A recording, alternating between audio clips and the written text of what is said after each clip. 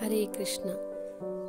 October 25 మన కర్నూలు ఇస్కాన్లో శ్రీల ప్రభుపాదుల తిరోభవ ఉత్సవాన్ని జరుపుకున్నారండి. మీరు ఎక్కడైనా చూసారండి? తిరోభవించిన రోజు అంటే మరణించిన రోజుని ఉత్సవంగా చేసుకోవడం. మన ఇస్కాన్లో శ్రీల ప్రభుపాదుల యొక్క తిరోభవాన్ని అలా ఉత్సవంగా మరీ జరుపుకున్నారండి. అసలు ఈ ఇస్కాన్ అనే స్థాపన చేసిందే వారండి. 1966 జూలైలో వారు అతి కష్టం మీద అంతర్జాతీయ కృష్ణ చైతన్య సంఘాన్ని స్థాపించారండి. మనమందరం కూడా గౌడీయ వైష్ణవ సాంప్రదాయాన్ని ఇంత చక్కగా పాటించగలుగుతున్నామంటే అదంతా శ్రీల ప్రభుపాద వారి దయ వల్లనే అండి.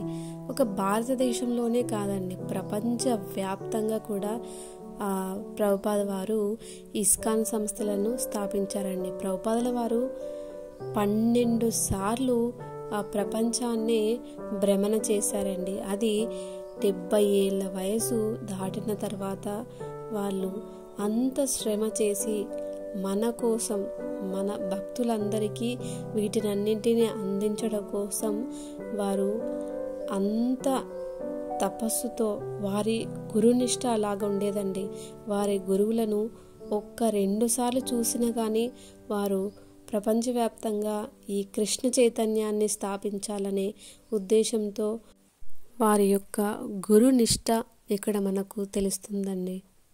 అంతేకాకుండా వారు పాశ్చాత్య దేశాల్లో ఎన్నో గురుకులాలను, గోశాలలను కూడా స్థాపించారండి.